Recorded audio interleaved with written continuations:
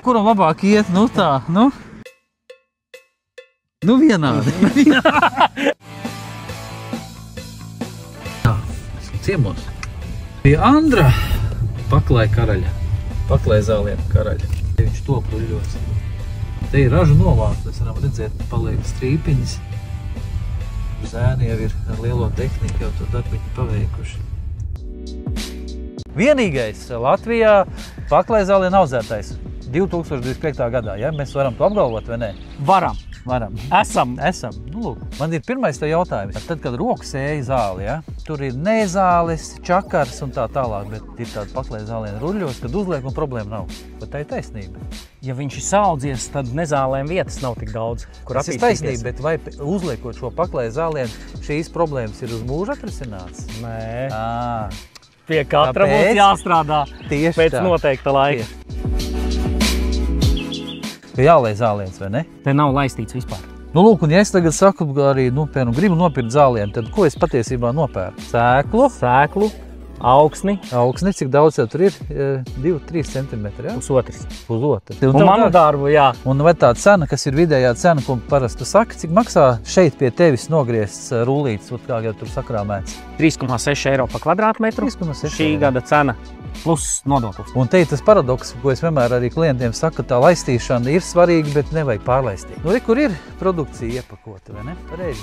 Jā, tā, kas ir sagatavota uz vešanu projām pie klienta. Tas ir tas biezumiņš. Jā, nu tas ir tas droši vien pusotrs centimetrs, bet viņš ir biezāks tad jau ar kopā ar pašu zālienu. Pazvanam, nolemjam, gribam, ņemsim, pirksim. Tu nogriezi, smuki tev stāv uz paletēm. Laiks, protams, atkarīgs ir no laikapstākļiem, bet laiks, kad viņš jādabū virsū ir esošajā, teiksim, plānotajā. Pareizi būtu piegādes dienā vai nākamajā, bet jāskatās būtiskākais pirkstu iebāzt iekšā, lai nav sakars. Ja viņš ir vēsts, tad viņš ir stāvēs vēl mēs ko darām, praktizējam, mums ir liela ēka, mēs viņu iedzenam tādā kā puspagrabā, kas ir, kur nav saulē, vai, ja tiešām nesanāk, tad es vienmēr, saku, tad noliekat ēnā vai vēsā telpā, lai viņš tā kā. Jā.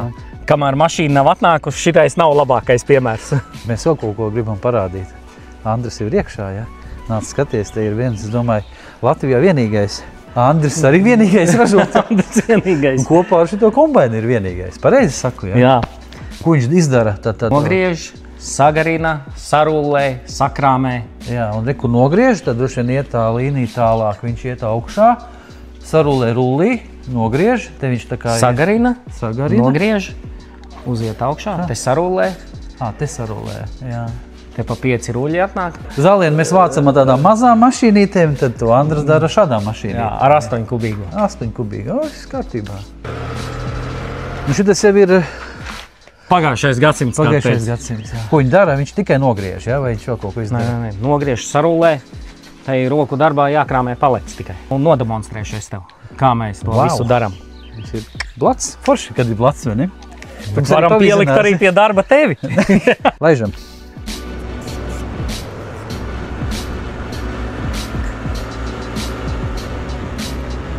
Te tas brīdis, kad tiek nogriezts paklai zālienu.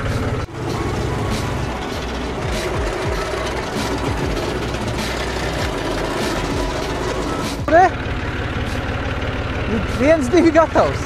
Lai klients dabūtu šādu zālienu bez nezālēm, viņam jāturpina tavs iesāktais.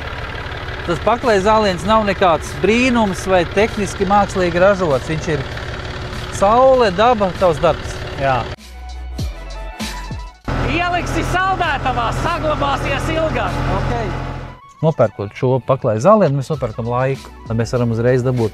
Bet tad ir ritīgi jādod padzerties, un tad ir jāturpina tas tavs iesāktais. Ja? Un jāpabaro. Un jāpabaro, un jāpamiglo. Un nepārforsēt. Un nepārforsēt, un nepārliet. Nu, klients ietaupīs pusotru sezonu. Ja?